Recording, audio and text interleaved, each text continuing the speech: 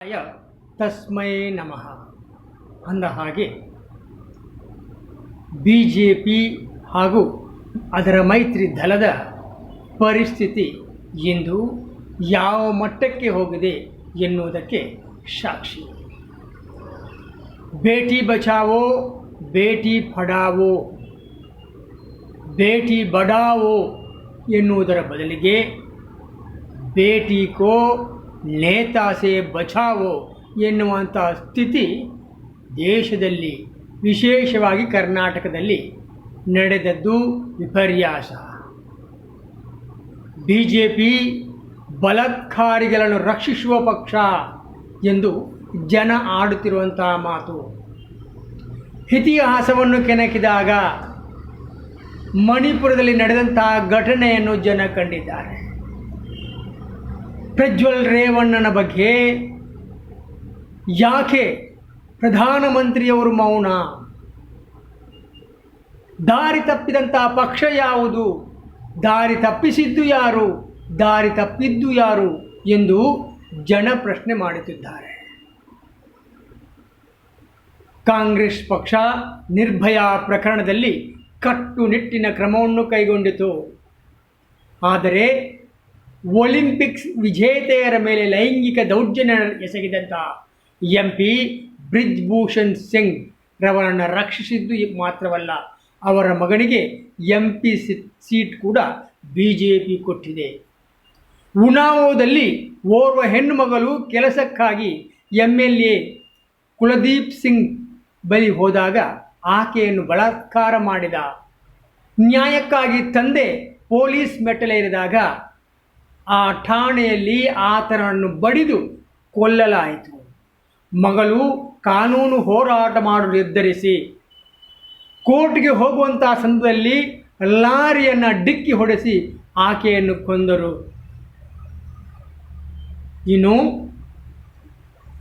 ಹತ್ರಾಸ್ನಲ್ಲಿ ಓರ್ವ ದಲಿತ ಹೆಣ್ಣು ಮಗಳನ್ನು ಅತ್ಯಾಚಾರ ಮಾಡಿ ಆಕೆಯ ಕುತ್ತಿಗೆಗೆ ಬಡಿದು ನಾಲಿಗೆಯನ್ನು ಕತ್ತರಿಸಿ ಬೆನ್ನು ಮೂಳೆಯನ್ನು ಮುರಿದು ಕೋರ್ಟ್ನಲ್ಲಿ ಕೂಡ ಆಕೆ ಮಾತನಾಡಬಾರದು ಎನ್ನುವಂತಹ ಕಾರಣಕ್ಕಾಗಿ ಆ ರೀತಿಯ ಹಿಂಸೆಯನ್ನು ಕೊಟ್ಟದ್ದು.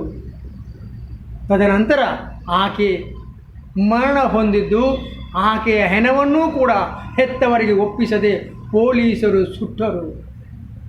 ಇಷ್ಟೆಲ್ಲ ಪೀಠಿಕೆ ನಾನು ಯಾಕೆ ಹಾಕಿದೆ ಎಂಬಂಥ ವಿಚಾರ. BJPಯ ಆಡಳಿತದಲ್ಲಿ ಹೆಣ್ಣು ಮಕ್ಕಳಿಗೆ ನ್ಯಾಯ ಸಿಗುವುದಿಲ್ಲ, ಬದಲಾಗಿ ಬಲಾತ್ಕಾರಿಗಳಿಗೆ ನ್ಯಾಯ ಸಿಗುತ್ತದೆ ಎನ್ನುವುದು ವಾಸ್ತವ ಸತ್ಯ. ಕತುವಾದಲ್ಲಿ 8 ವರ್ಷದ ಬಾಲಕಿಯನ್ನು ದೇವಸ್ಥಾನದಲ್ಲಿ ಬಲಾತ್ಕಾರ ಮಾಡಿ ಕಲ್ಲಿನಿಂದ ಮುಖವನ್ನು ಗುದ್ದಿ ಕೊಲ್ಲಲಾಯಿತು. ಹೀಗೆ ಮನೀಷಾ ವಾಲ್ಮೀಕಿ ಎಂಬಂಥ ಹೆಣ್ಣಿನ ಶವವನ್ನು ಪೊಲೀಸರೇ ಸುಡುತ್ತಾರೆ. ಅಪ್ಪ ಅಮ್ಮನಿಗೂ ನೋಡಲು ಬಿಡಲಿಲ್ಲ. ಅಂದರೆ ಎಲ್ಲ ಘಟನೆಗಳು ಹೇಳುವಂಥದ್ದು ಒಂದೇ,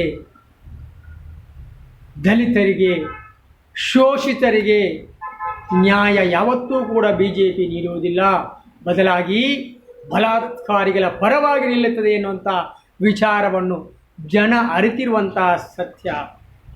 19 ವರ್ಷದ ಬಿಲ್ಕಿಸ್ ಬಾನು ಪ್ರಕರಣದಲ್ಲಿ ಆಕೆ ಗರ್ಭಿಣಿ ಮಾತ್ರ ಅಲ್ಲ, ಆಕೆಯ 3 ವರ್ಷದ ಮಗುವನ್ನು ಕೂಡ ಕೊಂದು ಅಂತಹ ಅತ್ಯಾಚಾರಿಗಳಿಗೆ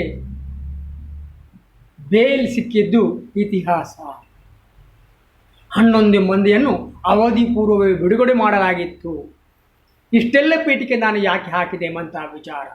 ಪ್ರಜ್ವಲ್ ರೇವಣ್ಣ ಆರೋಪಿ ಎಂದು BJPಯವರೇ ಕೇಂದ್ರ ಸರ್ಕಾರಕ್ಕೆ ಪತ್ರವನ್ನು ಬರೆದಿದ್ದಾರೆ. ಡಿಸೆಂಬರ್ ತಿಂಗಳಲ್ಲೇ ಈ ವಿಚಾರ ಅವರಿಗೆ ಗೊತ್ತಿತ್ತು, ಆದಾಗ್ಯೂ ಲುಕೌಟ್ ನೋಟಿಸ್ ಕೊಟ್ಟಿಲ್ಲ. ಅವರು ವಿದೇಶಕ್ಕೆ ಹಾರಿದಂತಹ ಸಂದರ್ಭದಲ್ಲಿ ಅವರಿಗೆ ಡಿಪ್ಲೊಮ್ಯಾಟಿಕ್ ಪಾಸ್ಪೋರ್ಟ್ ಯಾಕೆ ರದ್ದತಿ ಮಾಡಿಲ್ಲ? ಯಾಕೆ ಇಂಟರ್ಪೋಲ್ ಬ್ಲೂ ಕಾರ್ನರ್ ನೋಟಿಸ್ ಜಾರಿ ಮಾಡಿಲ್ಲ? ಅಂದರೆ ತಾವು ವಾಸ್ತವವಾಗಿ ಬಲಾತ್ಕಾರಿಗಳ ಪರವಾಗಿ ಇದ್ದೀರಿ ಎನ್ನುವುದನ್ನು ಸಾಬೀತುಪಡಿಸಿದಂತಾಗ್ತದೆ. ಆದರೆ ತಾವು ರಾಜ್ಯ ಸರ್ಕಾರದ ಹಾಗೂ ಮುಖ್ಯಮಂತ್ರಿಗಳ ಮೇಲೆ ಕೈ ತೋರಿಸುತ್ತಿರುವುದು ಎಷ್ಟರ ಮಟ್ಟಿಗೆ ಸರಿ ಎಂದು ಜನತಾ ನ್ಯಾಯಾಲಯ ಪ್ರಶ್ನೆ ಮಾಡುತ್ತಿದೆ ಎನ್ನುವುದು ವಾಸ್ತವ ಸತ್ಯ. ನ್ಯಾಯ ಸಿಗಬೇಕಾದರೆ ಕಾಂಗ್ರೆಸ್ಗೆ ನಾಳಿನ ಚುನಾವಣೆಯಲ್ಲಿ ಮತದಾನವನ್ನು ಮಾಡಿ ಗೆಲ್ಲಿಸಿದರೆ ಮಾತ್ರ ಇದು ಸಾಧ್ಯ. ಜೈ ಹಿಂದ್.